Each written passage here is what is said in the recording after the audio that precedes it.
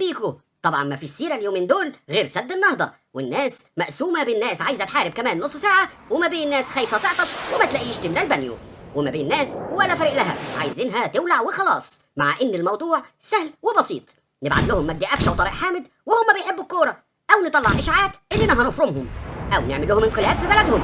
سامع واحد بيقول لي الكلام ده قديم واتقال قبل كده وما ينفعش، واللي بيقول كده اكيد ما عملش سبسكرايب لغايه دلوقتي للقناه. انزل بقى يا عم الاور، اعمل سبسكرايب ولايك للفيديو وتعالى معايا على جوه اقول لك اللي فيها.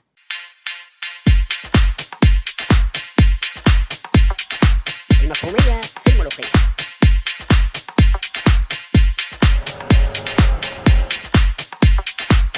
المفهوميه في النمليه. دكتور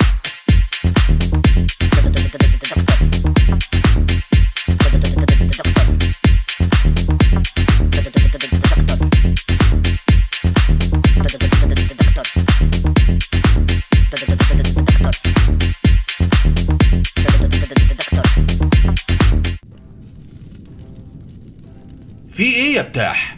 جايبني على ملاوشي من القصر للمعبد، خير في ايه؟ لا أخفيك سرا يا مولاي، في خطر في المستقبل على البلاد. ازاي؟ احنا اقوى ممالك الشرق، مش عايز اقول لك العالم لا تقول مغرور وبينخع. يا مولاي النيل في خطر. انت بتستهبل يا بتاح؟ نيل ايه اللي في خطر؟ النيل بتاعنا؟ انت اكيد بتهزر. يا مولاي أنا قريت الطالع، والطالع بيقول إن النيل في المستقبل مهدد بالجفاف بسبب طمع الأحباش فيه، فلتهرع كل الجيوش ولا تعود إلا بعد. ابلع ريقك كده وريح ظهرك، بلا تهرع بلا نيلة، واحدة واحدة كده وفهمني ايه الحكاية. قول يا بتاح.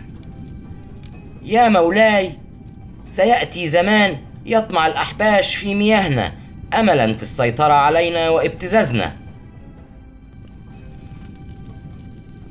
ابتزازنا؟ هي وصلت للابتزاز كمان؟ طب ورحمة ست جمالات حتب، القارة دي لنيمها من الغروب وليباركنا آتون. مولاي نبيل رع، الموضوع ما يتاخدش بالأغاني والشعارات. النيل السعيد في خطر، واحنا عمرنا ما كنا بلطجية ولا دعاة حرب. أنا خايف على مستقبل أحفادك. النيل يعني حياة الزرع وحياة البهايم وحياة كل المصريين. تخاف ازاي وانا موجود؟ وانا كنت ضيعتكم قبل كده عشان اضيعكم دلوقتي؟ احفادي محدش هيقرب لهم، وهيفضلوا يزرعوا ويقلعوا ويبلبطوا في النيل لاخر الزمن. أخشى يا مولاي من المؤامرات ومن أهل الشر. احنا اهل حق وخير، شر مين اللي يخوفنا؟ اطمن يا بتاح وحط في بطنك شادر بطيخ صيفي. يعني اطمن وجهز سوسن قرع بنت خالي عروسة للنيل السنة دي زي ما كنا مرتبين. فرح سوسن قرع على النيل في ميعاده، ومفيش حاجة هتتغير، وبكرة تشوفوا طيبة وتقولوا نبيل رع كان عنده حق. خلاص هعمل لك تعويذة ولعنة وهسميها لعنة النيل، هنخليها تصيب أي حد يطمع في المية بتاعتنا وتهلكه. هو ده الكلام. فليحفظ الرب نيلنا السعيد إلى آخر الزمان. اللي هيقرب من النيل هشيل اسمه من سجل المخالي فورا. أقيموا الأفراح يا ولاد الأحباش، يا ولاد الأحباش، يا ولاد الأحباش، يا ولاد الأحباش. اهلا بيكو. كان يا مكان في سالف العصر والزمان لما المصري القديم وضع حجر الاساس لبنى حاجه اسمها حضاره في العالم ده، كانت الدنيا لسه غابه، القوي فيها بياكل الضعيف. الواحد كان يخرج من الكهف بتاعه يدور على اي حاجه بتتحرك ياكلها.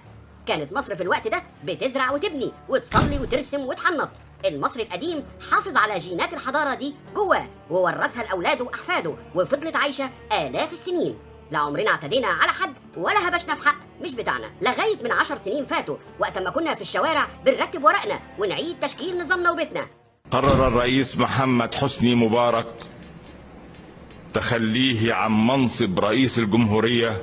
الشيطان لعب في دماغ بعضهم وافتكر اننا ضعفنا وانشغلنا، وافتكر ان عندنا دراع يتلوي، فاعلن عن سد على النيل. النيل بتاعنا ابو كورنيش ومراكب وسمك بلطي. فادي الناس وادي الوفود والسفراء والمسؤولين والدول والشركات المنفذه وكله. كام ده حضرتك؟ يوم 2 ابريل 2011. من هنا بدأت مسرحية سد النهضة، واللي خلصت أول امبارح لما زأر الأسد سامح شكري في مجلس الأمن. وإذا تضررت حقوق مصر المائية أو تعرض بقاؤها للخطر، فلا يوجد أمام مصر بديل إلا أن تحمي وتصون حقها الأصيل في الحياة. 10 سنين يا مؤمن واحنا واخدين الموضوع ببساطة وضحك، وبنقول مسيرهم يفوقوا ويعرفوا غلطهم ويرجعوا عن السخافات دي من نفسهم. ما هو مش معقول الغباوة توصل للدرجة دي. السودان ومصر أن يحافظوا على هذا السد، وإذا تم تدمير السد فلن تجد لا السودان ولا مصر، فالطوفان سيجرفهما إلى البحر المتوسط. ده مسؤول وزارة الدفاع الأثيوبي. واحد يسألني هي أثيوبيا عندها جيش ووزارة دفاع وكده؟ الحقيقة أنا برضو اتفاجئت. آخر جيش أثيوبي أسمع عنه كان بقيادة أبي أبرهة، وكان أهم سلاح عندهم فيل، وانتوا عارفين إيه اللي حصل لهم. لكن أرجع وأقول العيب مش عليهم، إحنا اللي طمعناهم لما خدنا الموضوع هزار. إن نقدر نسرب معلومات على سبيل المعلومات الاستخباراتية، إن مصر بتسعى لشراء نوع معين من الطيارات لتزويد الطيارات في الجو. احنا في اثيوبيا لازم نبقى عارفين تأثير فرق كرة القدم بتاعتنا هناك، أبطال أفريقيا لسنوات ليهم تأثير جبار. معلش يا جماعة، ما هو في تاريخ كل شعب شوية فقاقيع بتظهر كده كل شوية، ده خلاهم يصدقوا نفسهم وياخدوا الموضوع على أعصابهم ويكملوا المغامرة مع أبي أحمد بعد أبي أبرهة، ورغم إننا أوام وقفنا على رجلنا وخدناهم على قد عقلهم وقلنا نقعد ونتفق، لكن هم برضو فضلوا متساقين ورا الشيطان. تعلن أديس أبابا نيتها بناء أكثر من 100 سد صغير ومتوسط في مناطق إقليمية مختلفة من البلاد، خطوة أعلن عنها رئيس الوزراء الإثيوبي أبي أحمد. زمان ما حدش كان يعرف العبيط غير أمه، لكن بعد السوشيال ميديا ما انتشرت الوضع اتغير، والهبيدة كتروا والعبط بقى بالميجا بايت على المنصات، ودبلوماسية الفيسبوك غطت على صوت العقل والحكمة. أبو أحمد يا منحرف يا الموقوس، إيه مش ناوي تيجي مصر عشان أطلعك الخرابة؟ بقينا نتابع اللفندي اللي نايم على بطنه تحت اللحاف وبيحط نظريات في إدارة موارد المية وخطط حروب المستقبل على أنغام التيك توك. أبو أحمد شقته عنين، فتح التلاجة ملهاش فيها حاجة. واللفندي اللي كاره بلدنا وعايزها تولع وشغال تسخين وتشكيك في البلد لصالح دول وأجهزة كلنا شفنا سواد قلوبهم بعينينا. سؤال الحلقة: لماذا سمي سد النهضة بهذا الاسم؟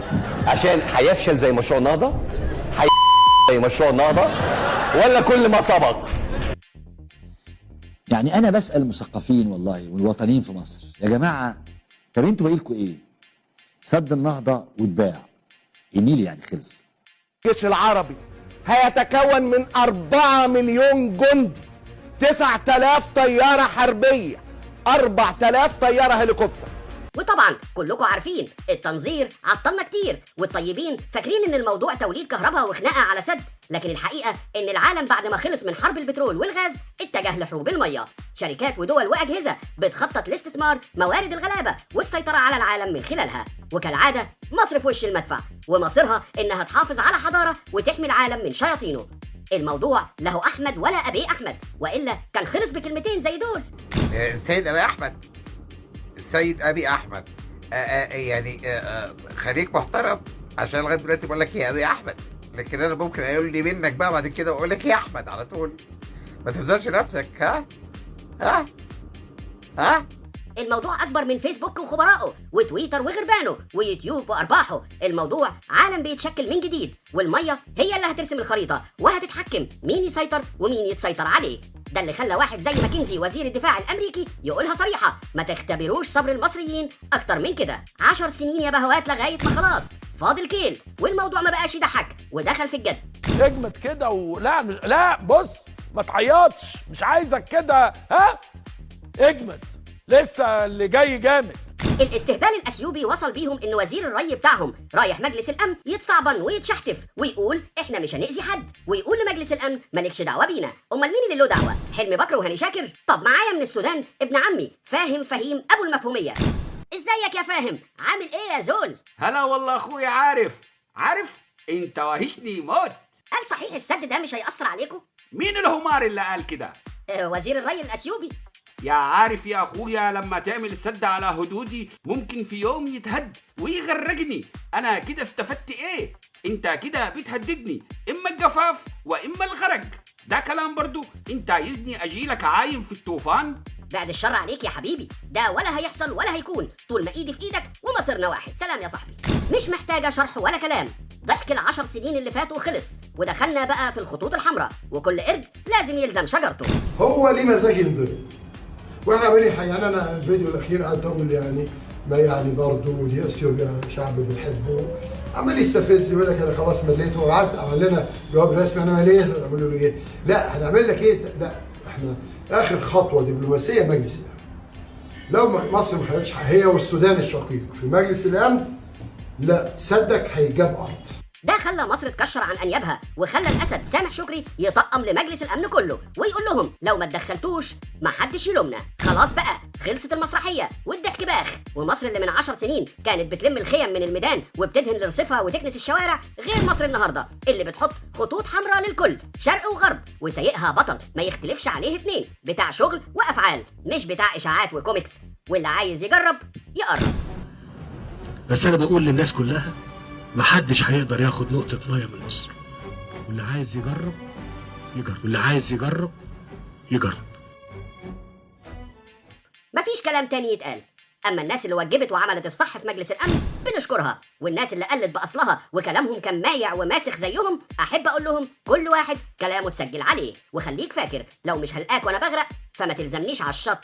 من الاخر انا جاي حلقة النهارده اقول لكم كلمتين اتنين: تحيا مصر. قولهم ورايا كده: تحيا مصر. وبكره تدعي لي. دكتور عارف عرفة ابو المفهومية.